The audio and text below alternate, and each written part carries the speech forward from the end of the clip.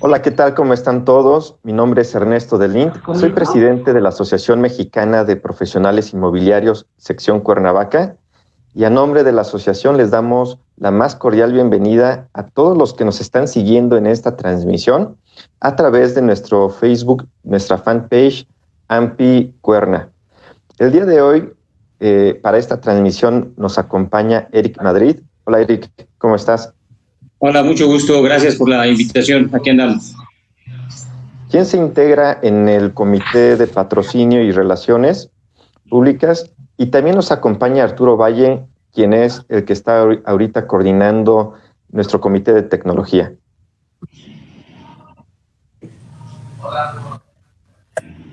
También quiero agradecer a todas las personas que nos han estado siguiendo a través de nuestra fanpage.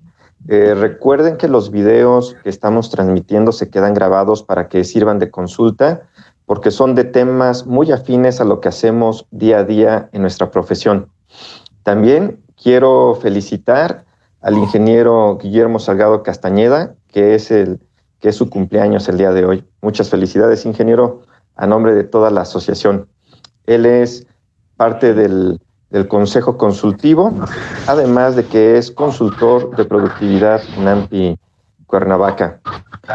Bien, pues el día de hoy tenemos una plática muy interesante porque es muy común que las operaciones que hacemos, las propiedades vienen de alguna herencia o vienen de algún proceso de sucesión legítima o testamentaria, y entonces nosotros los profesionales inmobiliarios tenemos que dar certeza para poder cumplir con pues con nuestras indicaciones y poder finalmente llevar a cabo la compraventa y asesorar a nuestros clientes. Es muy importante también considerar que gran parte de estas ventas se llevan a cabo con créditos hipotecarios o créditos de otro instituto como pudiera ser Infonavit, Foviste, en fin. Entonces, el día de hoy nos acompaña la licenciada Julia Bustillo, quien es titular de la notaría número 2 de Temisco. ¿Cómo está, licenciada? Buenos días. Pues buenos días a todos. Les doy las gracias por la sesión para mí un honor, es toda una experiencia hacerlo de esta manera.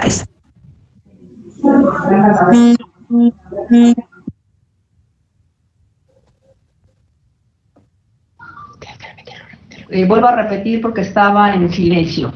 Buenos días a todos, les doy mi agradecimiento por haber tomado en cuenta para esta plática.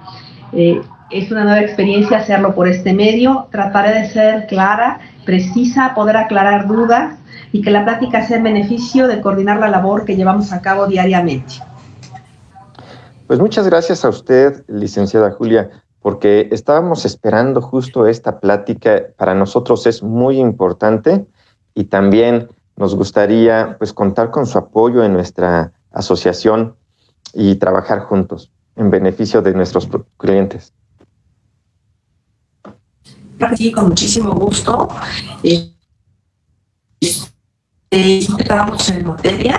¿Les parece bien o tiene algún otro comentario previo que hacer? No, adelante, licenciada, la audiencia es suya. Bueno, pues muchas gracias. Antes que nada quiero entrar en contexto y definir algunos conceptos que son importantes para poder entender qué es lo que estamos haciendo, ¿sí? Y tener claridad de la exposición. En nuestro derecho, las personas se clasifican en personas físicas, que son como nosotros, los individuos, que adquieren derechos de goce desde su concepción y terminan con su muerte. Tenemos las personas morales, que son las sociedades, corporaciones, incluso el gobierno, que en realidad son inventos humanos, y a estas figuras también se les otorgan derechos y obligaciones.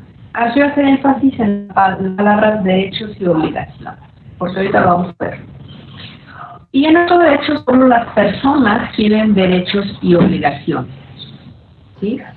Puesto que uno de los atributos de las personas son el nombre, el domicilio, la nacionalidad, el patrimonio y, en el caso de las personas físicas, su estado civil. Dentro de estos atributos, el patrimonio se define como la universalidad jurídica constituida por el conjunto de bienes, derechos y obligaciones actuales y futuros susceptibles de apreciación pecuniaria, o lo que es lo mismo, en dinero, lo cual incluye los activos y pasivos. Cuando una persona fallece, esta misma definición de patrimonio cambia y se llama herencia. En vida se llama patrimonio, en muerte se llama herencia, ¿sí? La ley define la herencia como lo mismo, el conjunto de todos los bienes del difunto, sus derechos y obligaciones que no se extinguen con la muerte, porque hay cosas que se extinguen con la muerte. Por ejemplo, mi derecho a votar. En el momento en que yo me muero, ya no tengo derecho a votar. O si soy una persona que estoy sentenciada por un delito, pues también se extingue mi pena, ¿no? Con ejemplos. Y que no se extinguen con la muerte, y es una universalidad. Universalidad quiere decir todo. Todo es todo, no es una parte, ¿sí? Que se transmite a favor de los herederos a partir del día y hora de la muerte del autor de la sucesión, ¿sí? En otras palabras, es casi lo mismo. Patrimonio, repito, en vida, herencia en muerte. Definiendo este tema, hablamos de derechos y obligaciones que tienen un valor económico. Reitero que solo las personas, no los animales, tienen derechos, porque a cada derecho corresponde una obligación. En su caso, mis activos, mis bienes, responden de mis obligaciones que yo tenga como persona, en vida. Y en muerte, también. Es algo similar a la ecuación de contabilidad que dice que activos es igual a pasivos más capital, ¿sí? Entonces, y esto es importante recalcarlo, porque siempre todo se va en la vida a definir en si no hacemos algo, o no damos algo, o dejamos de hacer algo que tenemos que hacer, va a repercutir en pesos y centavos. Básicamente, la vida es el juego y las leyes son las reglas de cómo vamos a jugar ese juego. Y estas leyes usualmente se basan en un comportamiento humano lógico. Por eso quiero hacer hincapié, porque a veces dicen, es que quiero heredarle a mi gatito X. Pues eso no se puede, porque los animales no tienen derechos y obligaciones, no tienen un patrimonio, ¿sí? Esto es muy importante definirlo, porque mi patrimonio es el que va a responder de mis activos, mis derechos y bienes van a responder de mis pasivos, ¿sí? Entonces, estas reglas del juego que tenemos, que son las leyes, básicamente nos deben de servir para dar seguridad, certeza, y como decía, están basadas en la lógica de un comportamiento humano. Aclarado lo anterior y entrando en materia, cuando una persona fallece, deja una herencia. El fallecido ya no es persona, toda vez que físicamente ya no existe, y por lo tanto no puede tener derechos ni obligaciones, lo que no significa que sus bienes no respondan por los pasivos o deudas contraídos anteriormente. Entonces tenemos que hacer un trámite para dar certeza, que se denomina trámite sucesorio, el cual se puede llevar solamente de dos formas. Si no hay testamento, usualmente se lleva ante el juzgado y es una sucesión legítima. O bien ante notario, cuando hay un testamento, cumpliendo con los requisitos de que los herederos y o legatarios tienen que ser mayores de edad, capaces que intelectualmente hablando, y que hay un acuerdo entre todos. Aquí quiero acotar un tema. Los herederos son universales, son de todo lo que haya, ¿sí? Y los legatarios son a título particular. Ejemplo, tenemos una persona que dejó 5 casas, dinero en el banco a lo mejor, un rancho, dejó deudas hipotecarias, todo eso. Los herederos son los que van a heredar todo esto en las partes que correspondan, ¿sí? Si no hay testamento, si hay testamento, como diga el testamento, Y los legatarios son a título particular. Es cuando yo digo en mi testamento, los legatarios no existen en la sucesión legítima, existen en la testamentaria. Es cuando yo digo, le quiero dejar el departamento de Acapulco a mi sobrino X, el Volkswagen 1968 a mi hija fulana de tal. Esos son los legatarios, ¿sí? O sea, aclarando ese tema. Entonces, tenemos estas figuras en la sucesión que son los herederos, que son los universales. Puede haber legatarios cuando hay un testamento. Y en ambas, definitivamente vamos a tener el albacea. El albacea es una institución que se va a encargar de administrar de alguna forma, de liquidar, de representar a la sucesión. Tiene ciertas obligaciones albacea, tiene más obligaciones que derechos, ¿sí? Bueno, quiero también aclarar que las sucesiones, no importa si son legítimas o testamentarias, llevan 4 etapas, 4 fases, 4 pasos que nos van a dar seguridad en lo que estamos haciendo. La primera se llama radicación, o es el inicio del trámite en el que se designan herederos y albacea en la sucesión legítima, y en la notarial los herederos, que son universales, y en su caso los legatarios a título particular y el albacea, aceptan sus cargos. Previamente se solicitan los informes al archivo de notarías y al registro público para tener la seguridad de cuál fue el último testamento que otorgó a la persona. Actualmente, desde el año 2000, hay una plataforma nacional de todos los testamentos que se otorgan en el país, lo cual nos da mucha certeza, ¿sí? Para saber cuál es el último testamento que otorgó a la persona que falleció, porque ese es el que tiene que valer, ¿no?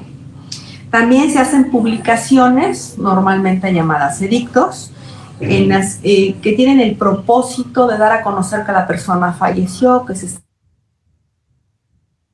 dando el transitorio, por si hay alguien que tenga un interés en la sucesión o en los bienes de la persona que falleció. A lo mejor no nos suena muy normal, pero sí puede haber personas que tengan interés cuando una persona fallece. Hijos no reconocidos, trabajadores a los que se les deban sus cuotas, el Seguro Social, el Infonavit, el SAT. O sea, puede haber varias personas que pueden tener intereses en la sucesión, en los bienes de una persona que falleció. Porque, como dije al principio, la sucesión es universal, es todo. Entonces, aquí va a entrar todo lo que exista, tanto de activos como de pasivos, porque se tienen que pagar esos pasivos. Aquí quiero aclarar que, por ejemplo, en el caso de las tarjetas en México hay un seguro de vida, en otros países no, como en Brasil, por ejemplo. También los créditos hipotecarios tienen un seguro de vida y quedan pagados usualmente al fallecer la persona, si es que estaba al corriente en el pago de las mensualidades, ¿no? Lo que quiero aclarar es que ese seguro de vida aplica para terminar de pagar el saldo de la deuda, nada más. Bueno, entonces, decíamos que hay personas que pueden tener ese interés, por eso se hacen las publicaciones, ¿sí? Para que todo el mundo tenga derecho. Después viene una segunda etapa que se llama inventarios y avalúos, que básicamente es una lista de los bienes que están en la herencia. O sea, los bienes, cuánto cuestan, las deudas y las hay, cuánto cuestan. ¿Por qué? Para saber a quién le vamos a pagar, porque finalmente hay que pagar y el remanente, o sea, ese pago es una resta al total a los bienes y el remanente, el saldo, es lo que se van a repartir los herederos o legatarios, ¿no? Tenemos una etapa que se llama administración y rendición de cuentas, en donde es interesante porque en el caso de que una persona esté casada en sociedad conyugal, el cónyuge que sobrevive es el que lleva la administración de los bienes por estar casados en sociedad conyugal. Pero también se deben de rendir cuentas porque muchas veces tenemos un edificio que a lo mejor produce rentas, pero hay que pagar impuestos, mantenimiento y se va repartiendo ese dinero a los herederos o a los legatarios en su caso, mientras llegamos al final. También están los gastos funerarios y la última enfermedad del autor de la sucesión, que bueno, alguien termina pagando porque no hay ningún fallecido que saque de su billetera el dinero para pagar todo esto. Entonces, de sus bienes se debería de descontar y pagarle a la persona que hizo esos gastos en su nombre, ¿no? No lo vemos porque usualmente es el hermano, la esposa, el hijo, el cuñado el que termina absorbiendo eso, pero eso no significa que no esté establecido en la ley que así debe de ser. Y finalmente tenemos una cuarta etapa, que es la liquidación, partición y adjudicación. ¿Sí? Se pagan, se reparten los bienes y se llega a la parte interesante, que es donde entra el notario, donde hace la escritura de adjudicación. En este momento es donde se le da toda la formalidad a este procedimiento. Esa formalidad es plantar en el libro del notario, que es el protocolo, que se llama matriz, todo el procedimiento, y esto se va a poder reproducir de una manera infinita, ¿sí? Porque para eso sirve el libro, para seguirse reproduciendo lo que hay ahí. El libro junto con el apéndice, que son donde están todos los documentos relativos a esto. Se van a pagar los impuestos correspondientes, en su caso, y se va a inscribir en registro público. Y en ese momento ya tenemos la formalidad, se hizo todo el proceso de cómo llegaron los bienes de cuando la persona era la dueña, la que falleció, al heredero o legatario. Se llevó todo el proceso y entonces ya el heredero o legatario ya es dueño, ¿sí? Ya tiene un título legítimo de propiedad de estos bienes. Entonces, usualmente también lo que pasa en las notarías es que se termina la primera parte, pasan muchos años y después cuando les surge vender, terminan haciendo la segunda, tercera y cuarta parte en una escritura. Aquí yo quisiera acotar algo, es una mala práctica. Las cosas se deberían de iniciar, porque la ley lo dice, y concluir en el término de un año, prorrogable a otro año, ¿sí? Pero está a veces la mala práctica de decir, bueno, pues ya cuando vaya a vender lo regularizo. Y esa venta pues a lo mejor sucede 10, 15, 20 años después. Y no es lo mismo pagar ahorita el costo de una escrituración a pagarlo dentro de 20 años. Siempre las cosas van cambiando, ¿no? Entonces sí es un gasto, pero es un gasto que hay que verlo más como una inversión para dar seguridad. Porque también está la otra manera de pensar que, ay, los que vengan que lo regularicen. Y entonces no estamos tomando en consideración que los impuestos que no pagamos nosotros, después los van a tener que pagar las siguientes generaciones, los siguientes herederos. Entonces, ahí es cuando dicen, no, es que es carísimo. Y ahorita vamos a entrar al tema de lo carísimo que puede ser, ¿no? Entonces, también hay gente que dice, no, pues yo ya tengo mi testamento, ya con eso soy el dueño. No, no, no. O sea, el testamento, primero habrá que ver, como dije en la primera etapa, si es el último testamento, y darle la formalidad de formalidad o validez de este último documento, ¿sí? Ahora, ¿qué pasa cuando las personas están casadas en sociedad conyugal? Bueno, la sociedad conyugal nace con el matrimonio o durante de él. Habrá que ver el pacto denominado capitulaciones matrimoniales, firmado por las personas, para ver en qué términos está establecido. Usualmente es 50 y 50, usualmente, ¿no? Entonces, por el simple hecho de yo estar casada en sociedad conyugal, de alguna manera los gananciales me permiten tener el 50% de participación sobre esos bienes.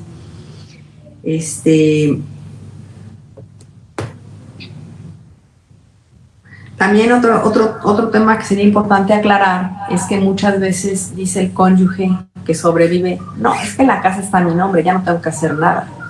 No. Si están casados en sociedad conyugal y se adquirió ese inmueble o esos inmuebles durante el matrimonio, aunque estén a nombre del que está vivo, hay que hacer el trámite sucesorio por la otra mitad, porque estaban casados en sociedad conyugal, que no es lo mismo cuando es separación de bienes, son cuestiones diferentes, ¿no? También, ¿qué pasa si uno de los herederos o legatarios es extranjero? Bueno, pues hay que firmar un convenio con la Secretaría de Relaciones Exteriores en el que se compromete a considerarse como mexicano y a no invocar, por lo tanto, la protección de su gobierno, si no perderá beneficio de la nación mexicana en los bienes adquiridos. Este convenio tiene su fundamento en el artículo 27, fracción primera de la Constitución Política de los Estados Unidos Mexicanos, y esto aplica solamente que los bienes estén fuera de 50 kilómetros de las costas o 100 kilómetros en las fronteras, ¿sí? En caso de que los bienes estén dentro de estos parámetros, que estamos hablando de costas y fronteras, pues no pueden adquirir los extranjeros así nada más, sino que tendrán que hacer un fideicomiso, porque así lo establece la Constitución. De los impuestos que se tienen que pagar cuando hacemos todo este trámite, bueno, pues los impuestos siempre nosotros en las notarías manejamos 4 impuestos, que es un local, que es el impuesto sobre adquisición de bienes inmuebles o el traslado de dominio, y ese, ¿quién lo paga? Pues eso lo paga todo el que adquiere. No importa si es persona física, si es persona moral, si es nacional, si es extranjero, no importa. Todos pagan por igual este impuesto. Y este impuesto va cambiando de municipio a municipio. Aquí en el estado de Morelos es el 2%. Del valor más alto del inmueble siempre es el 2%. El año pasado, todavía por ahí de octubre, septiembre, era el 2.5%. Pero actualmente es el 2%. Pero hay otros lugares como la Ciudad de México donde nos podemos ir casi al 4.5%, porque lo llevan escalonado según el valor de la propiedad. Entonces esto varía de municipio a municipio o de estado a estado, ¿no? Tenemos impuestos sobre la renta. El impuesto sobre la renta no se da en las herencias ni en los legados, porque están exentos. Y en el caso de residentes en el extranjero, habría que ver si hay un convenio celebrado entre el gobierno mexicano y ese otro gobierno para ver si se causaría o no se causaría este impuesto, porque en el caso de adquisiciones por herencia ya no estamos en el mismo capítulo de la exención, que es el capítulo cuarto, título cuarto, estamos en el quinto. Entonces dependería, ¿no? O sea, de los tratados internacionales celebrados entre México y otro país en cuanto a las herencias. Y el impuesto sobre la renta por enajenación, pues no, porque no hay enajenación, no hay transmisión de propiedad a cambio de un dinero. Y el IVA, que es el impuesto al valor agregado, que se da sobre las construcciones que no están destinadas a casa habitación. En este caso también es una exención que se da para las donaciones y para las herencias, entonces no se causa. Básicamente el único impuesto con el que estaríamos lidiando es el traslado de dominio, en la mayoría de los casos, y también yo quería aclarar que las formas de adquirir la propiedad son compraventa, que es lo que más se ven ustedes, pero también está la donación, que son los regalos, no hay intercambio de dinero, está la permuta, que es cambiar un bien por otro, está la dación en pago, cuando yo tengo una deuda y no puedo pagar, pues te doy este inmueble en pago.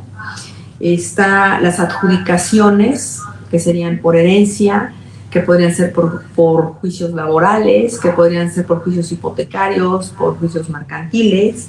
Y está también la aportación de bienes inmuebles a sociedades. Básicamente eso es lo que yo podría decir. De los tips que les puedo dar a ustedes para saber rápidamente qué es lo que se tiene que hacer, pues es tener la escritura. Y la escritura, pues yo no esperaría que ustedes la lean toda, sino que nada más vean la primera parte, porque ahí nos va a decir quién está haciendo qué. Se llama proemio. En la primera mitad al principio de la escritura, la primera página, básicamente ahí nos dice quién compra, quién vende. Entonces aquí es importante identificar quién. Después yo me iría a la cláusula primera de la compra-venta, donde me va a volver a repetir quién compra, quién vende, o quién adquirió por donación, o cómo haya adquirido y qué, de qué inmueble estamos hablando. Y finalmente en la parte de atrás, después donde hay un capítulo que es el último, que se llama Doy Fe, vienen los datos generales de las personas. En los datos generales de las personas nos va a decir si esa persona era soltera o casada. Si es soltera, pues no me importa. Si es casada, habrá que ver con quién estaba casada en ese momento, ¿sí? Porque me ha pasado que de repente me traen un acta de matrimonio reciente y estaba casado hace 20 años con otra persona y esa ya falleció. Entonces son detallitos y tips que ustedes pueden de una manera muy sencilla detectar antes incluso de llegar a la notaría, ¿no? Entonces, al principio de la escritura, la cláusula primera, y en los datos generales ver si la persona que adquirió era soltera o casada, preguntarle. Si es soltero, pues ya no tenemos que dar mucho que alegar, ¿verdad? Si es casado, cómo estaba casado y con quién en ese momento. Si es separación de bienes, pues no pasa nada. Pero si es sociedad conyugal, pues sí tener cuidado que el anterior cónyuge siga siendo el mismo, bueno, el cónyuge de ese momento siga siendo el mismo, o si hubo uno antes, ver qué pasó, si es que hubo un divorcio, si hubo una liquidación de la sociedad conyugal, si falleció, ¿no? Otro de las cuestiones que nosotros vamos a necesitar es el predial del año en curso que se va a hacer la operación. En el caso de algunos municipios, el pago de servicios municipales y el agua. En su caso, las cuotas de mantenimiento del fraccionamiento o del condominio. El avalúo, que usualmente no mandamos a hacer nosotros, pero ustedes también lo pueden tramitar siempre que estén inscritos los valuadores en la tesorería correspondiente donde se vayan a pagar los impuestos. Vuelvo a ser insistente en el acta de matrimonio, la tenemos que tener. Tenemos que tener también, con el tema de la ley del lavado de dinero, el comprobante de domicilio con una antigüedad no mayor a 3 meses. Y en mi caso yo siempre pido 2 identificaciones y el acta de nacimiento, ¿no? Eso es básicamente para que ustedes integren su expediente y puedan fluir las cosas con más rapidez en las notarías. Repito, escritura, predial, municipal, agua, cuotas de mantenimiento, avalúo, acta de matrimonio, en su caso, comprobante de domicilio, identificaciones y actas de nacimiento. Yo estoy segura que la mayoría de las notarías podemos empezar a trabajar con copias que nos pueden mandar por WhatsApp, por correo, por como quieran, pero sí el día de la firma tenemos que tener el compromiso de tenerlas en original, porque si no, pues no estaríamos cumpliendo con las cosas como debe de ser, ¿no? Otra de las cosas que les puedo decir, pues, es el beneficio de otorgar un testamento. Habrá quien me diga, oye, ¿y por qué sí o por qué no otorgar un testamento? Bueno, es una decisión muy personal, pero yo les puedo decir de cuáles son los beneficios o no. Cuando yo no tengo un testamento, se va a llevar a cabo la sucesión legítima, y la sucesión legítima, la ley es muy sabia, como decíamos, son comportamientos humanos lógicos, y estos son que la ley va a ser incluyente. Y la ley dice, bueno, heredan los parientes más cercanos, los hijos, la esposa, los padres, los hermanos, y va estableciendo reglas de cómo se va a llevar a cabo esto, ¿sí? Y aunque yo no esté de acuerdo si no hay testamento y somos 5 hijos, y yo sacaba a mi papá a comer todos los días y le cambiaba el pañal y demás, pero si no hay testamento nos va a tocar a los 5 igual, aunque yo me haya esforzado más. Entonces, es algo que tenemos que tener muy claro, y los clientes tienen que tener muy claro. O sea, las cosas no se hacen más que de 2 formas, conforme dice la ley o conforme dice el testamento. Si nos queremos pelear, nos podemos pelear, pero no lo aconsejo yo. ¿Por qué? Porque, bueno, obviamente los abogados litigantes le van a decir a uno lo que uno quiere oír, porque su trabajo es que haya un litigio. Pero al final se va a hacer lo que dice la ley, nos guste o no nos guste, sea justo o injusto. Las consideraciones que nosotros tengamos son otra historia. Se va a hacer lo que dice la ley o se va a hacer lo que dice el testamento, no hay más. Entonces, no tiene caso ni meterse en un desgaste familiar de que vamos a acabar peleados. Y lo más importante, toda la herencia significa riqueza, y la riqueza es para circular y para disfrutarla. A mí, ¿de qué me sirve tener una casa si no puedo entrar en ella? Es como si les digo, me voy a comprar un coche, ¿y sabes manejar? No, pues no te lo compres, ¿no? Aprende primero a manejar. Algo así en extremo es de lo que estaríamos hablando. Y en el caso del testamento, las cosas se van a hacer como se dijo en el testamento, siempre que se hayan cumplido con todas las formalidades para su otorgamiento, ¿no? El testamento puede ser excluyente, así como quedamos que la ley es incluyente a la familia y va estableciendo reglas. El testamento es todo lo contrario. Yo no le quiero dejar nada a mis hijos, lo quiero dejar al vecino, lo puedo hacer, ¿sí? Ese es el beneficio del testamento. O muchas personas también aprovechan en el testamento y ven otro tipo de situaciones que son importantes. Reparten sus bienes, ¿sí? Establecen ya personas con patrimonios muy definidos, pues tal cosa para tal persona o tal conjunto de bienes para tal persona, ¿sí? Se pueden establecer herederos sustitutos, ¿sí? Yo le quiero dejar a mis hijas, pero si no está una de mis hijas, pues podrán entrar mis nietos. O no quiero que entren los nietos, quiero que haga más grande la otra parte de los otros hijos, ¿sí? También puedo establecer quién va a ser ese albacea. Ese albacea que decíamos que tiene varias obligaciones, tiene más obligaciones que derechos. Dentro de sus obligaciones, pues, es abrir la sucesión dentro de los 8 días que falleció la persona, hacer los inventarios y avalúos, y si no cumple el tiempo es motivo de remoción o de quitar al albacea. tiene que otorgar, si se lo piden los herederos y no es heredero él, que garantice el buen manejo, porque es una especie de administrador, y siempre que nosotros vamos a administrar un patrimonio que no es nuestro, tenemos que dar una garantía con la que tal vez tengamos que cumplir, ¿sí? Y finalmente su encargo de albacea termina al año, prorrogable a un año más, y termina su función una vez que llega a la adjudicación de los bienes. Una vez que ya le firmó la escritura a todos los que las tenía que firmar, en ese momento el albacea termina. Tiene obligaciones, pero también tiene derechos. También tiene derecho a cobrar por su administración, ¿sí? Que va con base en porcentajes sobre rentas o sobre bienes, porque también es su tiempo, ¿sí? Pues no sé qué más les podría decir, no sé si ha sido lo suficientemente clara, si quieren hacer preguntas, lo que ustedes gusten. Sí, licenciada Julia, a mí me gustaría hacer distintos planteamientos con ánimo de que nosotros veamos casos prácticos o veamos un escenario práctico.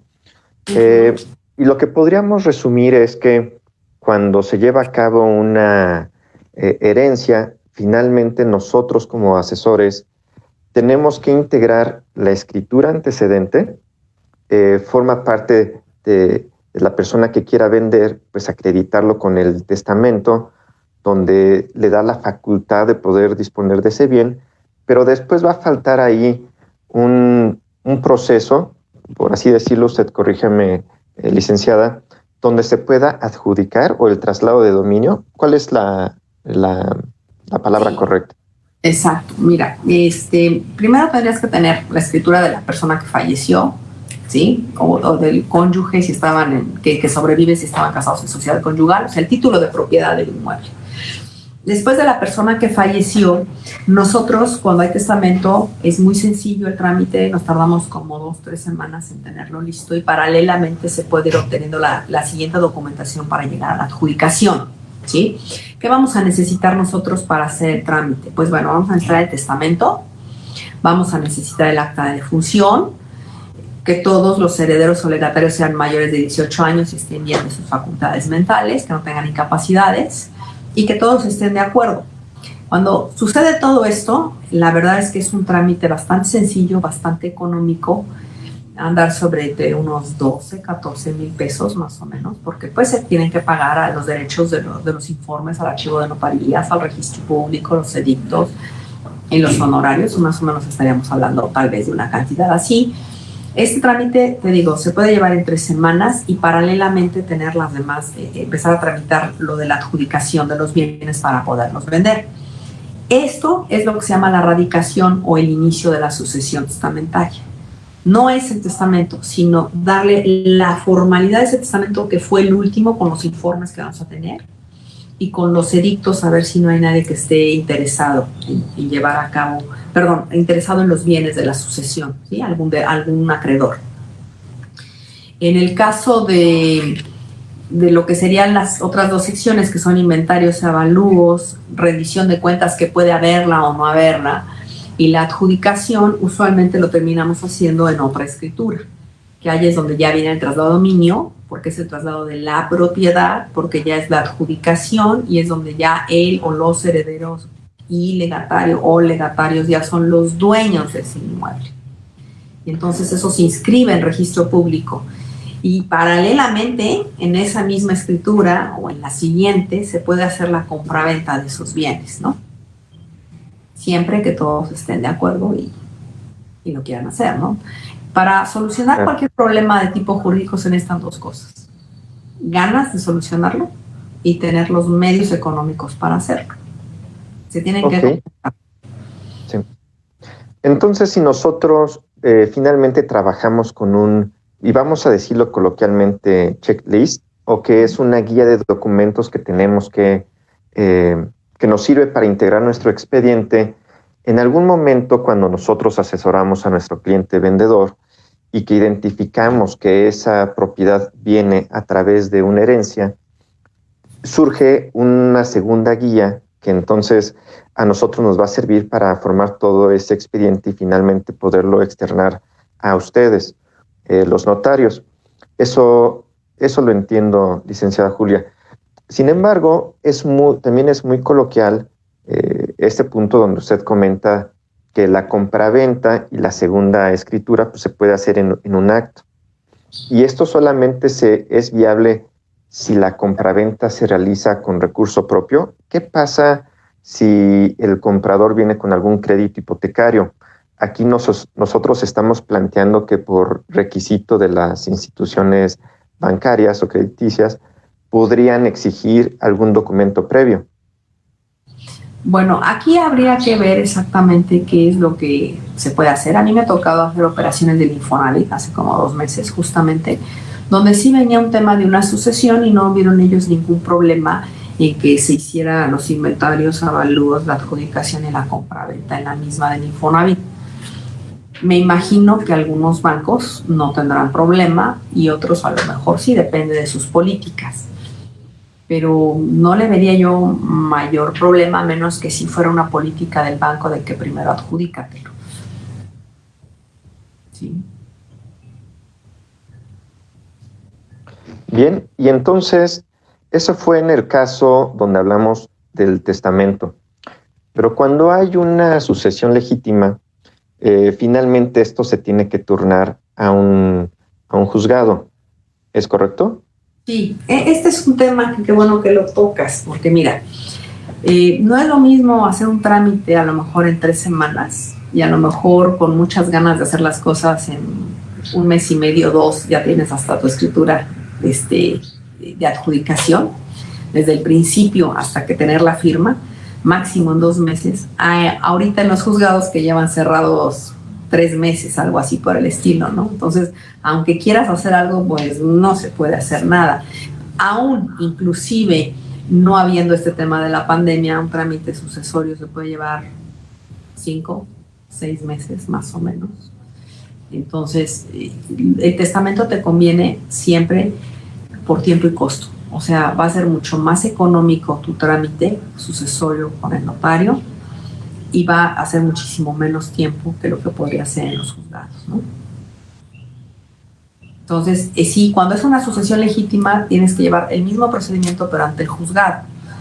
Y después el juez tiene que analizar todo y dicta una resolución donde dice, sí, los herederos son tales personas, el albacea es tal persona, que es la primera sección, volvemos a decir, este es el primer paso de 4, ¿no? Y en ese momento, si todos son mayores de edad y todos están de acuerdo, se le puede pedir al juez que lo remita a la notaría el expediente para continuar como lo haríamos con las otras 3 secciones, ¿no? Pero ahorita con el tema de la pandemia, bueno, pues está cerrado, no hay mucho que hacer, no podemos hacer nada, ¿no? Desgraciadamente. Claro, ¿y cómo cambia si la compra viene con un crédito hipotecario? Si finalmente hay una resolución por parte del juez, esta se tiene que turnar finalmente a la notaría para que se integre la documentación, y la notaría hace algún proceso previo para que ante la institución del banco pueda darle certeza. Mira, lo que normalmente nosotros hacemos es integrar el expediente normalito como lo haríamos y agregar lo que es la compraventa con el crédito. Usualmente los bancos ya tienen idea de que puede haber una sucesión y todo esto se revisa por los bancos. Aquí sería importante que ustedes, previamente a escoger el banco, habría que ver las políticas. Yo no le veo mayor problema a que te dijeran los bancos que se puede hacer en la misma escritura. Últimamente yo no lo he hecho con bancos, lo he hecho con Infonavit, pero en el pasado, cuando yo trabajé en otra notaría, sí se podía hacer. O sea, no vería por qué no, o sea, siempre y cuando se hagan las cosas, se paguen los impuestos y se le dé la certeza al banco, no a menos que tuviera una política, un banco muy especial y dijera, no, yo no acepto hasta que no esté adjudicado. Bueno, pues en ese caso tendrá que invertir la persona primero en su adjudicación y sacarle su trámite rapidísimo para que pueda seguir el banco con el crédito, ¿no? Pero claro, y además, sí, tenemos que considerar que cada banco tiene una política diferente, cada uno tiene su departamento de riesgo, su departamento jurídico, igual, y no es el mismo criterio el que pudiera ocupar uno que otro, ¿no? Puede ser. Entonces, hay que eso hay que checarlo primeramente con el banco, y en el caso de que sea de otra forma, pues el que va a vender se tendrá que adjudicar primero para poder cumplir con las políticas del banco. Pero ahí no hay mucho margen para nosotros. Ahora, en la adjudicación y en el traslado de dominio, ¿se requiere la inscripción en el registro público de la persona que se está adjudicando la propiedad? ¿Eso llega a retrasar? Bueno, el trámite es o sea, si el banco te pide que esté inscrito, sí. O sea, cuando nosotros hacemos la adjudicación, acuérdate que pagamos impuestos. Tenemos 3 semanas, 15 días máximo para pagar todos los impuestos. Los pagamos en tiempo, pero no siempre los municipios nos regresan el pago en el momento. A veces se tardan 1 o 2 semanitas más. Entonces, a partir de que nosotros pagamos, ponle unas 2 o 3 semanas más para que nos den los pagos. Digo, a veces ahorita se han estado algunos municipios tardando un poquito más, pero normalmente eran 2 o 3 semanas máximo. Y una vez que ya está eso, se puede autorizar y mandarse a registro público. El registro público que nosotros tenemos o teníamos antes de la pandemia era uno de los mejores del país, donde muchas operaciones se hacían en línea. En el caso de las sucesiones, divisiones, condominios, bueno, pues a lo mejor se tardaban 5 días hábiles, una cosa así por el estilo, ¿no? Ahorita sí se están tardando porque no tienen personal un poquito más. Pero antes de la pandemia yo te puedo decir que desde que tú firmas una escritura que se te entrega, 2 meses y medio, 3 máximo para que se te entregue. Pero también es cierto que como notarios podemos dar una constancia, que algunos bancos la podrán aceptar o no, de que está en trámite de inscripción la escritura. Yo no puedo ni autorizar una escritura ni mandarla a inscribir si no tengo los pagos de impuestos correspondientes. Y a veces eso ya no depende de mí, o sea, yo puedo pagar en tiempo, pero a veces los municipios, te digo, se tardaban como unas 2 o 3 semanas y estas están tardando a lo mejor un poquito más, ¿no? Y el registro público también, teníamos inscripciones en línea, 5 días máximo, 1 semana, y ahorita pues sí se están tardando 1 mes, entonces sí se está retrasando todo un poquito. Yo espero que regresemos a la normalidad. Eric, ¿tú tienes alguna pregunta o algún comentario? Sí, y de hecho son varias preguntas de compañeros y gente que está siguiendo la selección. Casi no se te escucha, Eric. Creo que tienes tu micrófono. ¿Ya me escuchas? ¿Sí me escuchas? Artur, ¿podemos activar el micrófono de Eric?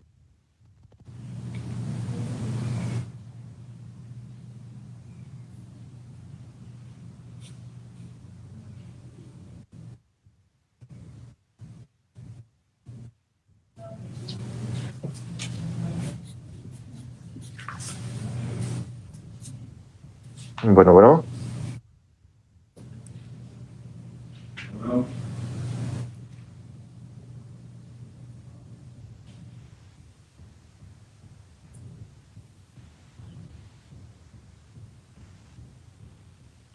Creo que no me escucha Eric, ¿verdad, licenciada Julia?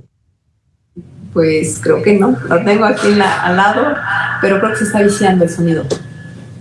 Ah, ok.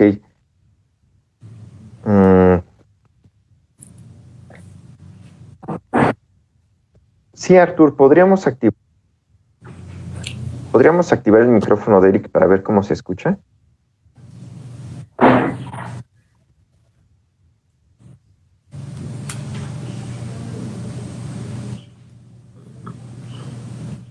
¿Ya me escuchan?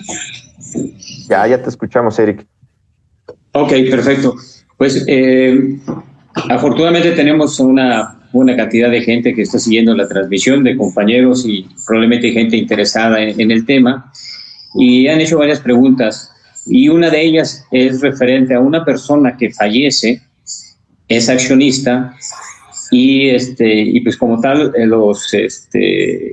los herederos tienen que tomar varias acciones, ¿no? Una de ellas sería comunicarlo, ver si tiene adeudos en el SAT y cuál sería el procedimiento que tendrían que seguir, en este caso, en el acta constitutiva de de la empresa donde es socio.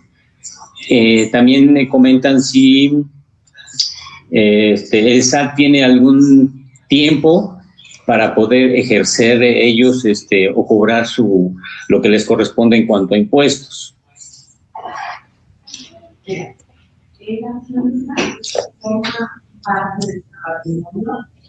Le quité el micrófono a la licenciada Julia para que pudieras hablar. Eric, hay que activárselo.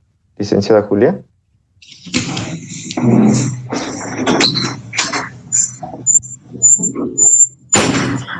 Ya. Disculpen. Ya, a ver. Bueno, el accionista definitivamente tiene un patrimonio, tiene esos derechos, tiene parte de esas acciones, bueno, más bien tiene esas acciones que son parte del capital social de una persona moral.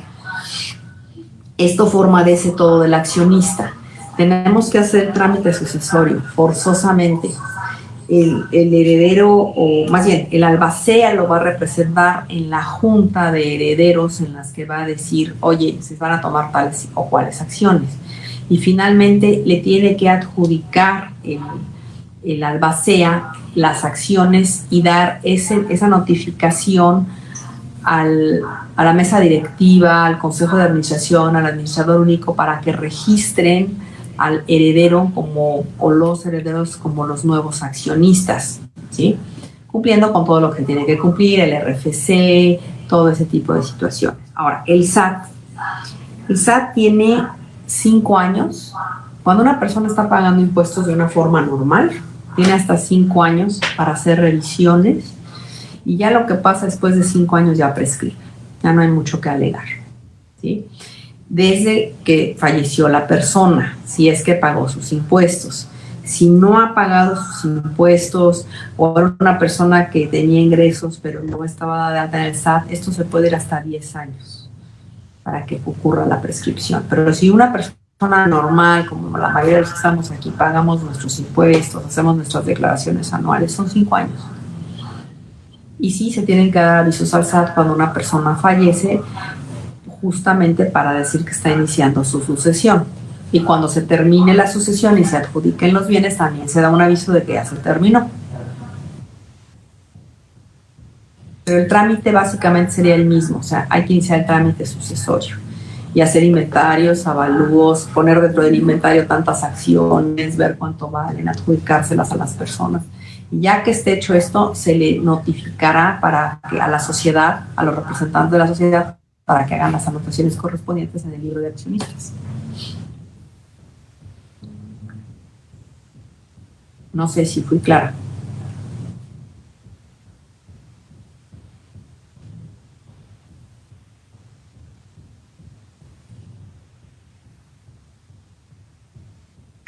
Sí, licenciada Julia. Margarita Ramírez nos dice buenos días, al igual que Lucio Ramírez. Terranova también le manda saludos, licenciada Julia. Gracias. Melida Market. Gracias. Bertalicia, Beatriz Sánchez. Julia Escobar también dice buen tema, gracias por compartir. Silvia Andrade también la manda a saludar. Al igual que Elisur Hogares, Elía Solís, Argelia Valverde, María Álvarez, Sofía Vargas, Eric Madrid. Hay una consulta aquí de Cancún, de Mi Casa JM. Dice, creo que es justo la que leyó Eric. Dice, si el difunto tenía deudos con el SAT como persona física. Sí, así es. Ok. ¿Cuál es la caducidad de un testamento? También nos pregunta Mi Casa JM. Bueno, los testamentos pueden ser inexistentes, caducos, y depende de muchas cuestiones. A ver, en primer lugar, para que un testamento sea existente, tiene que haberse otorgado con todas las formalidades. Y las formalidades, en el caso del testamento público abierto, pues es que se haya otorgado ante notario, que el notario lo haya leído, en el caso de Morelos que se haya llevado con 3 testigos, que no pueden ser desde luego parientes ni de las personas que van a ser beneficiadas como herederos o legatarios. También hay testamentos que no surten todos sus efectos. Por ejemplo, yo soy una persona que tengo ahorita 2 hijos mayores de edad y los declaro herederos, pero posteriormente tengo otros hijos y son menores de edad y me muero y no alcancé este testamento a cambiarlo. Bueno, habrá mucho testamento, pero los menores de edad, que son reconocidos como mis hijos o aceptados en el caso de las mujeres, bueno, pues tienen derecho por lo menos a una pensión alimenticia. Entonces, y la pensión alimenticia es hasta los 18 o hasta los 25 años y continúan estudiando. Entonces, esas son situaciones que tenemos que tomar en consideración. Por eso es el tema de las publicaciones. Por eso tenemos que ser verdaderos para darles certeza, porque lo que estamos haciendo es toda la transmisión de un patrimonio, de todos los activos, de todos los pasivos, a quienes van a ser los herederos. Entonces, no podemos dejar fuera de esta cuenta a quienes tengan un interés, que pueden ser los acreedores alimenticios, pueden ser hipotecarios, el SAT, trabajadores, etcétera, etcétera, ¿no? No sé si con eso es suficiente. Mira, hay testamentos, por ejemplo, que son, de los menores se llaman inoficiosos, ¿sí? Porque no surten todos sus efectos, justamente por eso. Dice el artículo que es inoficioso el testamento en que no se deja pensión alimenticia según lo establecido, que pueden ser los hijos, pueden ser en algunos casos los padres, ¿no?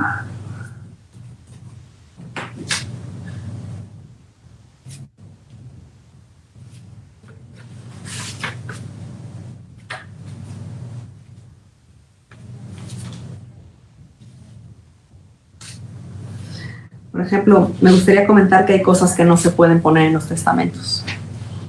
Cosas cuando mi voluntad va más allá de lo que debe ser. Nadie tiene el control remoto en el más allá de las cosas. Por ejemplo, yo le dejo solamente a mi hijo si estudia tal carrera, ¿sí? Si se casa, si se divorcia. Son cosas que no se pueden poner en los testamentos, porque ya mi voluntad y mi libertad va más allá de la voluntad y la libertad de las otras personas. Habrá otro tipo de condiciones que sí se puedan, pero todas estas de estudiar, de tomar o dejar estado civil, ese tipo de cosas, pues eso no se puede, solamente en las novelas.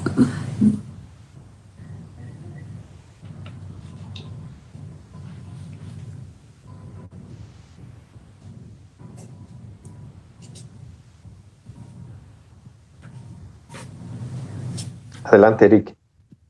Ok, sí, tenemos otra pregunta. En este caso es de burocráticas. Nos está preguntando acerca de una persona que deja herencia a 2 de sus hijos. Esta persona fallece y al momento y al poco tiempo uno de los hijos fallecen. En este caso, ¿qué procede? El que queda vivo puede hacer la reclamación de la parte del hermano. A ver, aquí ya tenemos 2 sucesiones, ¿no? Primero, y esto es como por fotografías, más o menos, por etapas. Si ya falleció una persona y dejó como herederos a 2 hijos, y después no hicieron el trámite y uno de los hijos falleció, pues hay que hacer primero el trámite del hijo que falleció para que el representante, el albacea del hijo que falleció, puedan iniciar el trámite de la otra persona con el testamento. Y aquí es donde nos podamos empezar a divertir, porque resulta que sí se otorga un testamento de la mamá, por así decirlo. Pero el primer hijo, que ya falleció, ese no otorgó testamento. Entonces ese lo tenemos que llevar en el juzgado, y una vez que se termine el juzgado, regresar a la notaría para llevar el de la mamá. Siempre lo tenemos que hacer así. No sé si ese fue en esos términos la pregunta. Sí. Sí, perdón, nada más quiero decir una cosa que sí es importante, que a veces deberíamos de tener como por disciplina. Todo lo que no hacemos en tiempo en algún momento lo vamos a tener que hacer. Y todo lo que no pagamos en un momento lo vamos a tener que pagar doble o triple. Cada vez que tenemos un fallecimiento de una persona, se causan impuestos, aunque no se hayan llevado los trámites. El no llevar los trámites no nos exime, no nos salva, no nos condona nada. Lo vamos a tener que hacer siempre en algún momento. Ok. También nos está preguntando mi casa Cancún. Perdón. Me preguntaban hace un momentito de la caducidad y aquí yo sí quiero acotar esta situación, ¿sí? Dice, las disposiciones testamentarias caducan y quedan sin efecto en lo relativo a los herederos y legatarios. 1. Si el heredero o legatario muere antes que el testador, antes, no después, o antes de que se cumpla la condición de la que dependa una herencia o un legado. A veces hay ciertas condiciones, les comenté las que no se pueden poner, pero hay otras que sí se pueden poner, ¿sí? Si el heredero o legatario se hacen incapaces, ¿sí? En el caso de que yo designé como heredero a, no sé, a quien ustedes gusten, pero me vuelvo incapaz legalmente porque a lo mejor tuve que ver con la muerte, con un homicidio, ¿no? De la persona que me está heredando. Bueno, pues en ese momento me vuelvo incapaz, ¿no? Un ejemplo, si se renuncian sus respectivos derechos, si no llega a cumplirse una condición suspensiva. Esa es la caducidad. También esto es importante hacerlo en tiempo porque después también pueden pasar que se van complicando más las situaciones, fallecen más personas, se complica más, y si a lo mejor tengo 3 herederos que son mis hijos y fallecen y no se hace nada, y fallecen mis 3 hijos y no se hace nada, pues a lo mejor ya estoy hablando de 6, 8 o 9 personas que se van a tener que poner de acuerdo. Si no se pusieron de acuerdo cuando eran 3, pues cuando son más es más difícil, ¿no? Pero sí, la siguiente pregunta, por favor. Sí, aquí pregunta Cancún, mi casa JM, que cuando una persona deja varios inmuebles en varios estados de la República y en el extranjero, ¿dónde se tramita la sucesión? ¿En la ciudad donde la expide o puede ser en otra constancia? A ver, aquí es importante acotar. Hay reglas establecidas y es competente para conocer de este asunto el lugar donde la persona tenga su domicilio, donde ha estado viviendo los últimos 6 meses con la intención de residir. Esa sería la primera, ¿no? Donde tenía su domicilio. 2, donde estén la mayoría de los bienes. Y si no hay ninguna de las 2, donde haya estado la persona. En este caso, sí quiero yo como ser muy, ¿cómo les podré explicar? Si tiene inmuebles en varias partes del país, bueno, pues su domicilio o donde esté la mayoría. En el caso del extranjero, ojo, aquí hay que tener mucho cuidado porque los países como Estados Unidos y Europa, las tasas por herencia, ahí sí se pagan impuestos de un 30-35%. A lo mejor es conveniente estas personas que hayan tenido fideicomisos o sociedades en el extranjero en las que fueran accionistas y ellos fueran propietarios de esas, las personas morales, las sociedades fueran las propietarias de esos inmuebles en el extranjero, porque entonces ahí no se causan los impuestos porque el dueño, vuelvo a decir, es una persona moral, no la persona física. Pero en el caso de que hayan sido personas físicas, la que falleció y la que era la propietaria de los inmuebles en el extranjero, se tendrán que pagar los impuestos en el país correspondiente o ver los tratados internacionales entre México y ese país celebrados para ver qué es lo que se va a hacer. No es aconsejable desde el punto de vista legal que haya 2 testamentos, uno para los bienes de México y otros para los del extranjero, porque quedamos que el patrimonio es universal y todo es todo, pero a veces una cuestión práctica, no la más correcta, pero práctica sí es tener testamentos que apliquen en lo que es México y testamentos que apliquen en el extranjero. Y en ese caso es conveniente revisar con los clientes y a lo mejor es mejor, perdón la redundancia, a lo mejor es más prudente tener esos bienes en una figura de incorporarlos a una sociedad en el extranjero, donde esta persona sea el accionista o socio mayoritario y la esposa y los hijos sean socios también, ¿no? O quienes vayan a heredar.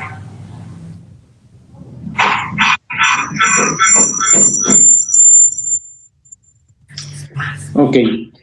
Y tenemos otra pregunta de Judith Torres y nos saluda, dice: buenos días, licenciada. Si un inmueble está a nombre de un menor de edad, ¿se puede realizar la venta del inmueble? Se puede realizar, a ver, aquí esa es una pregunta interesante. Por supuesto que se puede realizar la venta siempre y cuando se tenga previamente la autorización judicial para transmitir ese inmueble. O sea, los menores de edad no tienen capacidad, y al no tener capacidad de ejercicio, sus padres son sus representantes en ejercicio de la patria potestad. Pero yo podré ser muy la mamá o el papá de cualquier menor y no puedo llegar y vender los bienes o transmitirlos. Tengo que tener una autorización judicial que sea, hay que convencer al juez, mostrarle, probarle el beneficio y el mejor interés del menor, y después decir qué se hizo con ese dinero de esa inversión. Los menores de edad, al igual que las personas mayores de edad que no tienen capacidad, que no están bien que no están bien de sus facultades, tienen que tener un representante. En el caso de los menores de edad, menores de 18 años, se llaman los padres en ejercicio de la patria potestad. Ellos van a ser unos administradores. Y los administradores siempre tienen dos obligaciones: rendir cuentas y conservar el patrimonio de las personas. La disposición puede ser un acto en el que, más bien es un acto en el que no se está conservando el patrimonio. Por eso tiene la tutela de que el juez va a velar de que se esté haciendo algo correcto. Lo mismo pasaría con las personas mayores de 18 años que no están bien, tendrían que tener un tutor. Actualmente ese tutor será el padre, la madre, los hermanos, los hijos, que también van a administrar. Y la misma historia, no lo pueden vender si no tienen la autorización previa y que sea conveniente en los mejores intereses de esa persona. Y posteriormente tienen que rendirle cuentas al juez de qué hicieron con ese dinero o con ese ingreso que se tuvo. Una observación: hay muchas personas que dicen, oye, yo le quiero poner, yo le quiero poner a mi hijo el inmueble a su nombre. Bueno, a lo mejor es muy loable, pero después en la vida se van dando situaciones que se necesita vender y ya no se tiene esa disponibilidad tan inmediata de ese bien como si no fuera menor de edad, ¿no?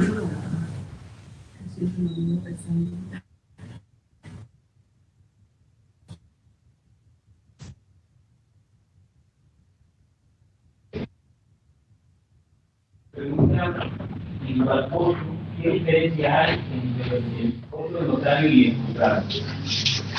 Mira, yo hace más o menos más de 15 años que no me paro por los juzgados, algo así por el estilo, pero pues no sé, a lo mejor una sucesión. Muchas veces los abogados no tienen así como un arancel, muchas veces lo ven dependiendo la persona, dependiendo los bienes, dependiendo la importancia de lo que van a hacer. También es el trabajo, si hay pleito o no entre los herederos, que no se los recomiendo porque nada más terminan enojados, terminan no disponiendo de sus bienes, y los únicos que terminan de alguna u otra manera obteniendo un beneficio aún mayor son los abogados litigantes, ¿no? Yo te puedo decir que un costo de una notaría de andar sobre entre 12, más o menos 13, la primera sección, y te digo 3 semanas, en contra de a lo mejor 25,000 y 6 meses, más los que empezaron en la pandemia, pues súmale todo esto, ¿no? Entonces, el antenotario es tiempo y costo, o sea, es mucho más económico y el tiempo es menor. Aquí una pregunta, licenciada Julia. También, perdón, esto depende también el arancel de cada estado, ¿eh? Morelos tiene su arancel, pero los demás estados también tienen su arancel para el cobro de estas cosas. En el Distrito Federal es un poquito más elevado el costo, ¿no? No se escuchó bien la pregunta de Eric porque tiene su micrófono cerrado. ¿Usted la podría repetir nuevamente? ¿O tú, Eric, podrías repetir la pregunta, por favor? En cuanto al costo entre el juzgado y el notario.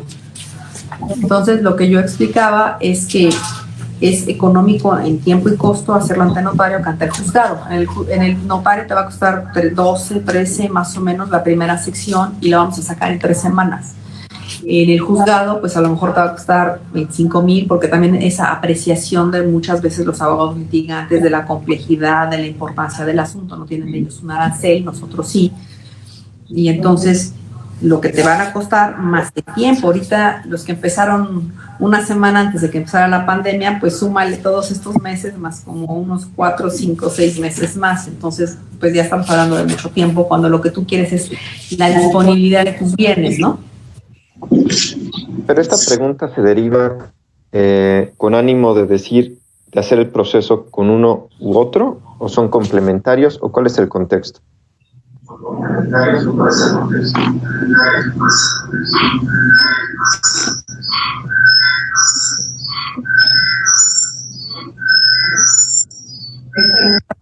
¿Cuál es el contexto?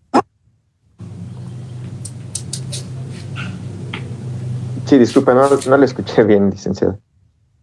La pregunta es para mí, ¿de cuál es el contexto? Sí, ¿por qué? Bueno, no sé bien por qué preguntaron la diferencia entre el costo de uno u otro. ¿Se refieren a llevar a cabo el proceso con uno en vez de llevarlo con otro, o cuál es el contexto de la pregunta? La verdad es que yo tampoco sé, pero en la vida real sí es, como te lo estoy comentando, es mucho más sencillo hacerlo ante notario, siempre que se den las condiciones, porque a veces no se dan las condiciones. Y sí quiero aclarar en este punto, aunque haya testamento, si hay menores de edad, pues vamos a tener que llevar la primera y la segunda sección en el juzgado, porque es una cuestión de que así lo establece la ley, aunque haya testamento, cuando hay menores de edad o incapaces. Pero siendo todos mayores de edad, estando bien de sus facultades mentales y estando de acuerdo, rapidísimo. Claro. Hay otra pregunta, licenciada Julia, de Sofía Vargas. Dice, ¿no hay manera de vender si uno de los 3 hijos no quiere vender, aunque ni vaya, ni pague servicios, mantenimiento, predial, nada? A ver, sí hay manera de vender. O sea, hay que pedirle al juez la disolución de la copropiedad. Y entonces se puede vender todo el inmueble en una subasta pública o bien la parte de esta persona, pero mientras sean copropietarios, bueno, y hay que empezarle a llevar sus cuentitas, ¿sí? De una manera ordenada de qué es lo que no está pagando para poderle decir al juez. Pero ya es un procedimiento. Miren, aquí hay algo muy quisiera que va a ser muy puntual. Es más fácil siempre ponerse de acuerdo que irse a los juzgados. Los juzgados están saturados, de repente tienen que cerrar por toda esta situación que nunca había pasado desde que yo tengo conocimiento, pero siempre es mejor tratar de llegar a un mal arreglo, a un buen pleito. Siempre hay que tratar de fluir, o sea, digo, evidentemente si no se puede y no queda de otra, pues no será lo más recomendable, pero tendrás que llegar a un proceso judicial, ¿no? Pero antes de llegar a todo esto es muy desgastante y muchas cosas se pueden arreglar de una manera más fácil si se ponen de acuerdo y todos hacen concesiones.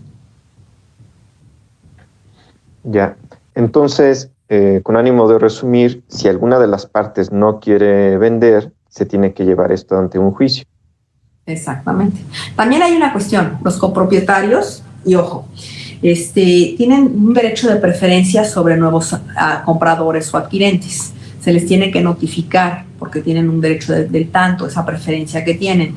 Se les tiene que decir, oye, estoy vendiendo al contado en $1,000,000, ¿te interesa? Y tienen 8 días para decir si me interesa o no me interesa. Y puede ser que pasen esos 8 días. Entonces yo podría vender, vamos a poner un ejemplo, mi tercera parte. Pero ¿quién te va a aconsejar que compres una tercera parte cuando no conoces a los otros 2 o a la otra parte? ¿Sí? Sería muy incómodo. La copropiedad es una forma de la propiedad, pero también es una incomodidad. Más copropietarios es más incómodo. Los bancos no te prestan, el Infonavit no te presta. Entonces, sí, aquí hay que tratar de mediar la situación, porque al final todos salen perdiendo. al final todos salen perdiendo y todos necesitan poder disfrutar de su riqueza y de sus bienes. Los bienes significan riqueza y la riqueza es para circular y si se puede, pues para incrementarla, ¿no? No para tener ahí un elefante blanco que lo único que te produce son gastos, ¿no? Claro. Licenciado, hay otra pregunta. Esta es de Marta López, de Inmobiliaria Marané. Quizá ya no los comentó, sin embargo lo voy a leer. ¿Hay caducidad para la adjudicación o protocolización?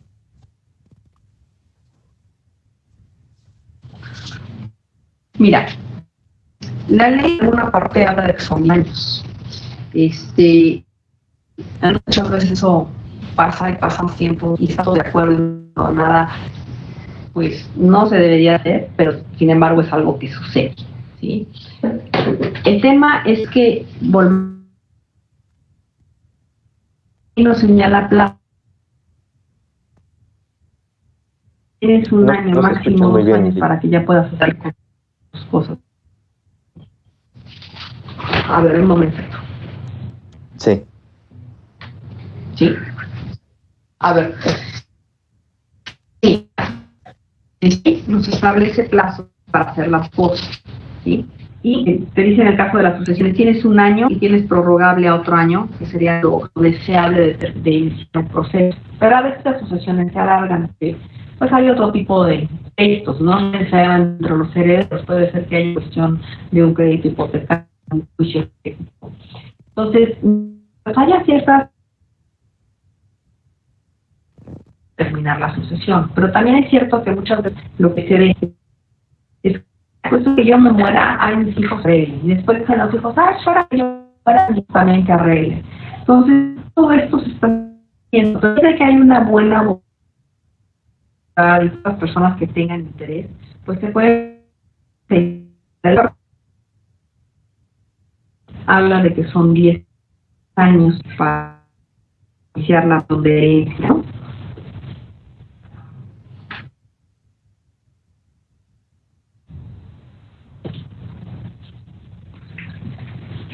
No sé si con eso fue suficiente. Creo, licenciada, no sé si sea yo, pero creo que hubo un poco de falla técnica.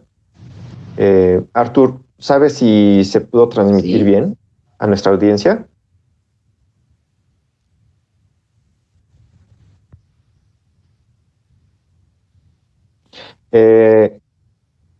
Es importante que lo vuelva a comentar. ¿Cómo está ahorita la transmisión, Artur?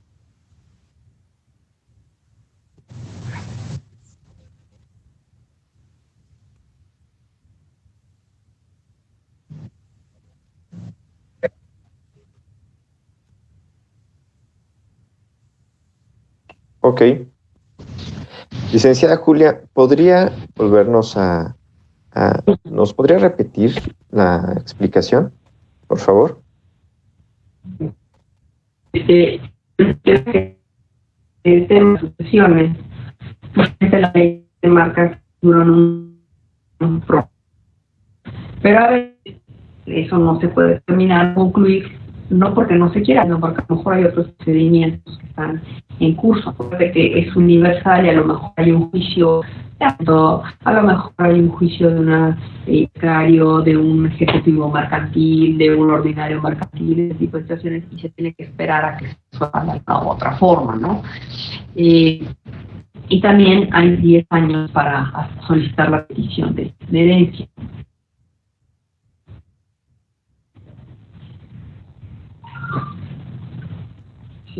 Sí se oyó, cerramos la cámara.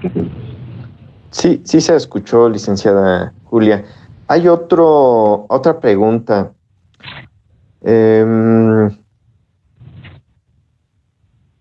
Al vender una herencia, permítame un segundo que me entró un mensaje. Al vender una herencia, ¿desde cuándo se calcula el ISR? ¿También se puede exentar? No, vámonos al pico. El impuesto sobre la renta es por el ingreso, y el ingreso se da cuando se tiene el dinero, ¿no? En el caso de donaciones y herencias, que creo que es por donde va la pregunta, para tomar, tenemos que vámonos tantito para atrás en la película. Para calcular el impuesto de renta yo necesito una fecha de adquisición y un costo de adquisición, para traerlo al cliente, actualizarlo con unos factores que me da el índice nacional de precios al consumidor, la tabla del Congreso, ¿sí? Traer ese dinero del pasado al presente con esos factores. Ahora, cuando yo tengo ahorita una herencia, el que adquirió por herencia, tengo que ir para atrás hasta yo tengo ¿sí? Mismo que en las donaciones, me tengo que ir para tener un valor. Si que ahorita adquirió por nación, adquirió por herencia, me tendré que ir para atrás hasta que yo tenga una fecha y un valor de adquisición. Me tengo que ir para atrás. Si no tengo esa manera de referir el costo, porque a lo mejor no lo tengo, a lo mejor es de escritura de 1920, de 1930, tendré que ponerle 0 y entonces en automático el 10% es mi costo de adquisición del inmueble, ¿sí? El ingreso se va a dar hasta que se lleve a cabo la operación de la compraventa, pero tendré yo que ver hasta dónde me voy a referir, hasta mi primera escritura en donde yo tenga un costo de adquisición. Y las herencias y donaciones no tienen costo de adquisición porque son gratuitas, ¿sí? Me tengo que ir hasta atrás. Ahora, pueden exentar los herederos una vez que se hayan adjudicado, porque también hay una práctica de que la sucesión es la que vende y los herederos pueden exentar, podría ser, pero lo correcto es que se adjudiquen, y una vez que te adjudiques, pues puedes exentar siempre que reúnan los requisitos, que sea una casa habitación, la primera casa habitación en 3 años, que no exceda de 700,000 UDIs, que no sea 3 veces más grande la superficie del terreno que la construcción por 3, y se tendrá la obligación por parte del que exenta de dar en su declaración anual antes del 30 de abril del año siguiente que vendió esa casa exenta. Sí pueden exentar. No es que exente la sucesión, exentarían los herederos, ya sea como herederos o como adjudicatarios. Perfecto, yo también recomendaría, sí. También recomendaría que muchas veces llega todo el mundo y dice, no, es que yo no quiero pagar impuestos. Y a veces hay que hacer primero el cálculo, porque a veces sale una pérdida fiscal, puede pasar. Entonces, ¿para qué hago yo uso de una exención si puedo tener una pérdida fiscal, si es que la hay, ¿no? O a lo mejor sale un impuesto que no es tan gravoso pagarlo y puedo tener yo esa exención porque a lo mejor tengo otros inmuebles que quiero posteriormente vender, ¿no? Siempre es interesante hacer el ejercicio y ver en blanco y negro qué es lo que está pasando, ¿no?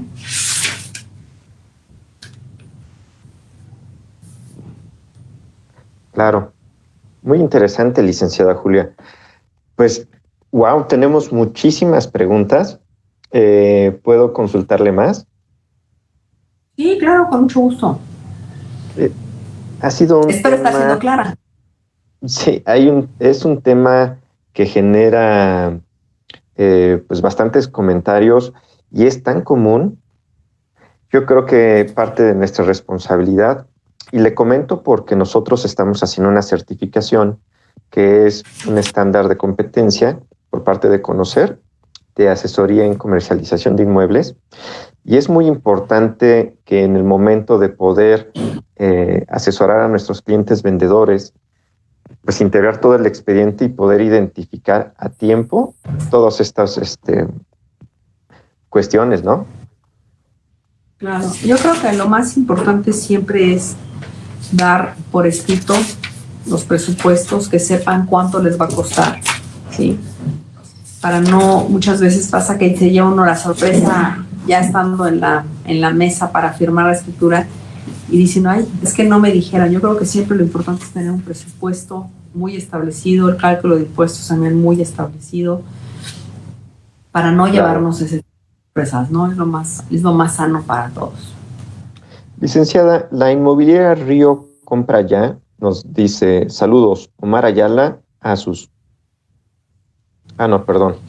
Dice, saludos, Omar Ayala a sus órdenes. ¿Tendrá algún número de contacto que nos pueda facilitar? Y correo, muchas gracias. Licenciada, si gusta decirnos dónde queda su notaría, al igual como el número que ocupa para atención, y hacer una cordial invitación a toda la audiencia para que podamos hacer uso de sus instalaciones. Bueno, a ver, no sé si se ve aquí la tarjetita. A ver, déjeme ver. Ahí está la tarjeta. No sé si se alcanza a ver bien. Dice, la dirección es Avenida Paseo de la Reforma 452-1, Colonia Lomas de Cuernavaca, en Temisco. Y el teléfono de la licenciada Julia es 326-0591, 326-22... 96. Sí, y mi correo es mj.bustillo@yahoo.com.mx. Yo estoy ubicada aquí en lo que sería la avenida Palmira al final, lo que es la entrada al Tecnológico de Monterrey Viejito, que ahora se llama Tecmilenio. Estoy justo en la entrada, enfrente de Junto al Río, al lado de una placita que tiene un Oxxo. Enfrente del Instituto de Investigaciones Eléctricas. Estoy conurbada con Cuernavaca.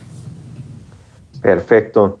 Dice Juan José Cárdenas Soriano, los bancos solicitan que la adjudicación tenga 3 o 5 años de antigüedad, ¿es correcto? La verdad no tengo conocimiento de eso. Rosario... Esa no la sabe contar, no tengo conocimiento. Pero, a ver... Yo creo que depende del banco, ¿no? Que decir que...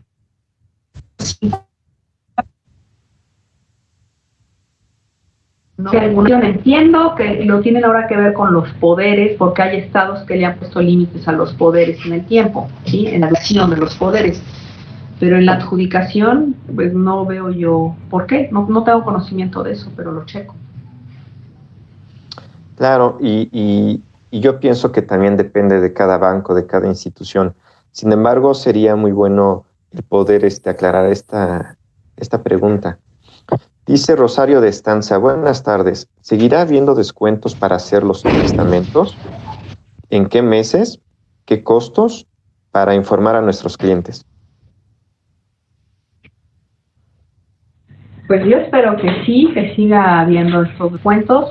Aquí en Morelos, bueno, a nivel nacional es el mes de septiembre, en Morelos lo hemos hecho desde octubre, y bueno, ahorita los costos no sabría yo decir porque no me corresponde, lo tenemos que dar con el gobierno porque se firman con esa fecha.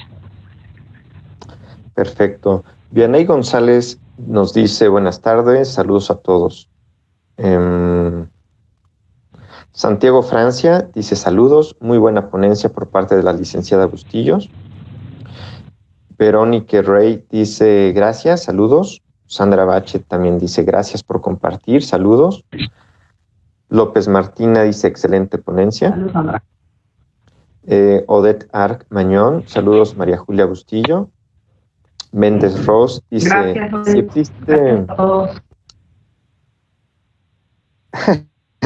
Sí, dice, Méndez Ross dice, si existe un gravamen y después se hace una sucesión legítima, se paga el gravamen. Se proseguiría con dicha sucesión. No. A ver, lo voy a volver a leer. Dice, si existe un gravamen y después se hace una sucesión legítima, se paga el gravamen. Se proseguiría con dicha sucesión. Creo que es en forma de pregunta... y déjeme ver si la puedo yo también entender. Dice, existe un gravamen y luego esa persona fallece y se tiene que llevar a cabo una sucesión legítima. La pregunta es, ¿qué pasa con ese gravamen? A fin de que se siga con la sucesión. Regresando al tema, ese gravamen, si está inscrito en registro público, pues a la hora que se vaya a hacer la adjudicación va a salir. Y eso se debería haber hecho desde que se hicieron los avalúos, que acuérdense que yo les conté que usualmente la sección 2, 3 y 4 la hacemos en una escritura. En ese momento se tiene que decir, por parte del no, porque lo está viendo, en su libertad de gracia hay un gravamen. Entonces los herederos irán con el gravamen, pero lo correcto sería realmente ver con ese banco o con ese acreedor cómo puede subsanar, ¿no? Claro, habría que ver si aplica un tema de prescripción. Esto habría que ver, ¿no? Porque si también es cierto, la prescripción, el tiempo nos hace ganar derechos o nos hace perder obligaciones. Entonces habría que ver si ese gravamen ya está prescrito o no. O sea, hay que ver, por eso se hace el inventario y evalúo, justamente para ver qué bienes hay, qué deudas hay. Y quiero aclarar una de las preguntas que decían muy claras. Dice, características de la reclamación de la herencia. El derecho de reclamar la herencia es transmisible hereditariamente. Prescribe este derecho en el término de 10 años, lo que yo comentaba, pero se considerará interrumpida la prescripción cuando el heredero esté en posesión de los bienes hereditarios, ¿sí? Haya ejecutado actos sustentándose como tal o haya denunciado la sucesión. Lo mismo aplicará a los legatarios. Una vez que se inicia el trámite, pues bueno, se están cumpliendo estos requisitos y no necesariamente se tendría que haber alguna caducidad o prescripción por esto, ¿no? Claro. Eric, ¿estás ahí con la licenciada Julia? Sí. Sí, aquí estoy. Y les pido una disculpa a todos los compañeros y amigos que nos están siguiendo. Estoy muy cerca de la licenciada y por eso se hacía ese ruido o esa intermitencia en la transmisión. Entonces me tuve que desconectar. Y no te preocupes, Eric. Gracias, Vázquez, por sus preguntas, son bastantes. No hemos podido tomar nota de todas, pero me acuerdo de una que no se ha comentado, no recuerdo el nombre de la compañera, pero comentaba o preguntaba, en caso de que haya en un testamento una persona con discapacidad, ¿qué pasa ahí? ¿Qué procede? Si hay testamento y si no hay testamento. Bueno, aquí es interesante esta situación por lo siguiente. Esta discapacidad, habría que ver qué tipo de discapacidad. Si es una discapacidad intelectual que no esté de sus facultades, que no se pueda gobernar a sí mismo, ¿sí? Esta persona primero se le tendrá que declarar que está en un estado de interdicción. Y ya que está en el estado de interdicción, se le va a nombrar un tutor. Y ese tutor es el que lo va a representar. Y un tutor y un curador.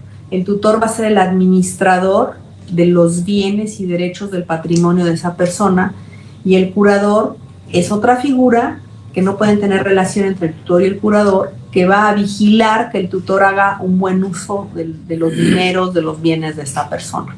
Entonces, esas dos personas van a representarlo en la sucesión, pero primero tendremos que tener una resolución judicial que declare a la persona que está incapacitada, que tiene un tutor y que tiene un curador. Y ya ellos, aunque haya testamento, seguramente lo van a tener que llevar como excepción, como en el caso de los menores, ante el juzgado, porque así tiene que ser.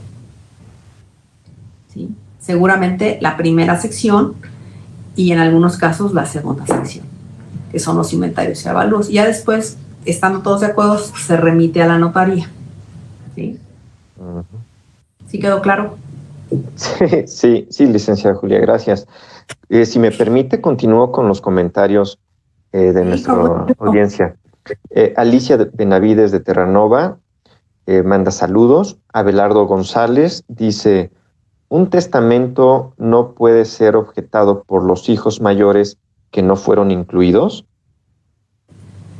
Pues de poder sí, ¿no? Se puede. Pero volvemos al mismo tema que yo decía. Se va a hacer lo que dice la ley o lo que dice el testamento. Lo demás nada más va a ser desgastarnos. Muchos hijos, pues pueden decir, sobre todo en el caso de los señores, muchas veces que se casan y se divorcian y se vuelven a casar, y entonces a los primeros no les dejan nada y a los segundos chiquitos sí les dejan. Pues ahí es donde empiezan los problemas. Pero lo podrán objetar, se podrán pelear 20 años, no podrán disponer de sus cosas, pero al final se va a hacer lo que se dice el testamento. Si el testamento, el señor cuando lo otorgó estaba bien de sus facultades mentales, lo atendió el notario, en el caso de Morelos se otorgó con los 3 testigos y se hizo todo como con todas las formalidades que marca la ley, pues no será motivo de la revocación o anulación de ese testamento, sino que ese será el que va a surtir efectos. Claro, la gente se peleará y se podrán gastar su dinero en litigios y no disponer de sus bienes, vuelvo a insistir, pero al final se va a hacer lo que dice el testamento, a menos que se probará que el testamento, pues la persona ya estaba mal de sus facultades mentales, que no se otorgó ese testamento en la notaría, o que no se otorgó ante el notario, o que no hubo testigos, lo cual ya no es tan factible que suceda, ¿no? Porque para eso está el notario, para dar esa garantía de legalidad, de que las cosas se hicieron bien, porque un testamento el notario es muy responsable porque es algo que va a surtir efectos cuando la persona ya no esté. Todo lo demás, en vida lo podemos arreglar, pero cuando la persona ya no está, ¿cómo? Y entonces hay ciertas ocasiones inclusive en las que el notario puede perder la patente por hacer mal un testamento. Entonces sí es mucha la responsabilidad. A veces es muy poco lo que se cobra y mucha la responsabilidad de hacer las cosas. Por eso se tienen que hacer bien, ¿sí? Y claro, sí, los hijos se pueden enojar todo lo que quieran, pero si el testamento está bien hecho, el testamento va a prevalecer. Claro, y yo ahí complementaría, licenciada Julia, que nosotros tenemos que hacer equipo y nosotros en realidad formamos parte como asesores patrimoniales y asesores inmobiliarios de llevar a cabo la primera integración del expediente, hacer la investigación y finalmente parte de nuestra responsabilidad es, cuando el conocimiento está acotado, poder orientar a nuestros clientes con el experto, que en este caso son ustedes. Claro, con mucho gusto en lo que yo pueda servirles, no duden en llamarme, inclusive muchos de ustedes tienen mi teléfono celular, a veces no contesto en el momento, pero me pueden mandar WhatsApps y usualmente sí los contesto. A mis hijas que están aquí les gusta que sí contesto los WhatsApps. Perfecto. Eric, ¿tienes alguna otra pregunta? Sí, de nuestra compañera Betty nos pregunta ¿qué se hace cuando el albacea no cumple con los lineamientos del testamento? Bueno, pues lo tienen que revocar. Lo tienen que revocar, pero aquí sí también quiero hacer una acotación.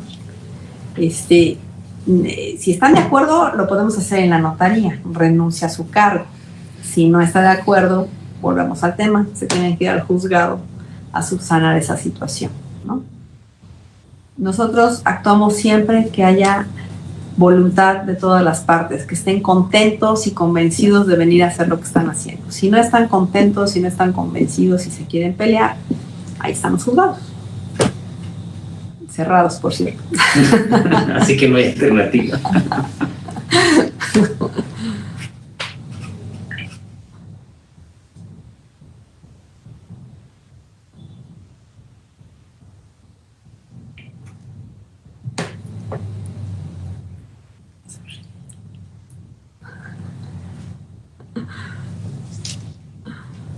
Pues si gustan, ya podemos cerrar con los últimos comentarios y los últimos saludos, si me permite. Sí, claro. Lupita María Guadalupe Barragán dice: licenciada María Julia, saludos de Lupita Román, inmobiliaria. Margarita Ramírez dice: gracias, licenciada. Adriana Opitz dice: excelente conferencia, saludos, licenciada Bustillo. Carla Hemken dice: gracias, María Julia. María Álvarez Cepeda. Hay muchas preguntas, licenciada, que ya están como que de forma muy puntuales con tema acerca de poder exentar, de ISR. Yo invitaría a toda la audiencia a que contacten directamente a la licenciada Julia. Ella nos va a apoyar con esas preguntas y quizá de ahí se deriven otras, ¿no? Entonces, adelante, ya tienen sus teléfonos y con mucho gusto. Si ustedes de manera oficial como agrupación me las quieren plantear, me las pueden mandar y con mucho gusto yo se las contestaré a la brevedad posible, ¿no? Claro, y yo también, licenciada Julia, la invito a que en nuestra fanpage va a poder ver estas preguntas. Usted puede irlas respondiendo, puede hacer comentarios, y también quiero invitar a la audiencia a que, aun cuando se termine esta transmisión, pueden seguir haciendo comentarios, pueden volver a ver el video, y la licenciada Julia pues ahí nos va a poder ayudar con las preguntas, ¿verdad? Claro que sí, con mucho gusto, y nuevamente gracias por la invitación. Para mí ha sido un honor que ustedes me hayan tomado en consideración para hacer esta ponencia. Les agradezco mucho y aquí estamos para servirles. Pues muchas gracias a usted, licenciada Julia, por acompañarnos. Fue un tema padrísimo. Yo creo que nos hace falta aterrizar muchos aspectos sobre el proceso para tener claridad. Y bueno, tenemos la confianza y tenemos el apoyo de todos ustedes. Si quieren, les puedo preparar alguna check-up list que les pueda servir para cualquier notaría, alguna cosa así por el estilo, algunos tips de dónde buscar la información en una forma de un videíto. La otra vez les mandé el video del testamento y del divorcio. Espero les hayan gustado, sean ilustrativos de lo que podemos hacer aquí en la notaría. Y les preparo algo así por el estilo para que lo tengan de una manera más fácil y más amigable, ¿no? Claro que sí, para nosotros son herramientas muy importantes, necesarias y oportunas. Licenciada, muchas gracias por su compañía. Gracias, buenas tardes. Que pase buena tarde, hasta luego. Bye, bye. Bye. Pues bien, Eric, ya concluimos una plática muy importante, y yo creo que esta plática nos va a dar pie a desarrollar otras con temas muy afines. Sí, yo creo que de este tema se pueden surgir también otro tipo de temas o subtemas que puedan ir ligadas al tema que ahorita nos compartió la licenciada Julia, y poder ir enriqueciendo todavía aún más las pláticas que nos está proporcionando la licenciada, y que nos siga ilustrando, ¿no? Porque es parte del saber y el poder prepararse de una manera más eficiente, y qué mejor con especialistas en el tema, y así también facilitar nuestro trabajo. Perfecto. Pues bien, a mí me gustaría invitar a toda la audiencia. Ya está muy próximo nuevamente nuestra certificación, el estándar de competencia 110, que es asesoría en comercialización de bienes inmuebles. También está muy próxima nuestra tercera certificación de Infonavit. Entonces pueden consultar y pueden solicitar mayor información a través de nuestra fanpage. Aide Salcedo, que es la coordinadora del área de capacitación, es quien nos está brindando esa información. Con mucho gusto nosotros podemos dar seguimiento a través de nuestra fanpage. También aquellos inmobiliarios que busquen profesionalizar sus actividades pueden acercarse con nosotros. Odette Arc, quien es nuestra coordinadora del área de membresía, les puede dar mayor información. Pues por mi parte sería todo. Agradezco a todos los que nos están siguiendo y a los que van a ver estos videos. Eric, ¿tienes algún otro comentario? No, agradecerles la participación, y nuevamente una disculpa respecto a las preguntas, que probablemente algunas no se hicieron, pero por problemas técnicos tuvimos que desconectarnos, y me acordé de algunas preguntas, se las hicimos, pero como tú bien comentas, están ahí en la fanpage, y con gusto la licenciada también ya nos comentó que con gusto las estará respondiendo, y estaremos al pendiente de las preguntas o los comentarios que los compañeros han hecho. Perfecto. Arturo, muchas gracias por la transmisión.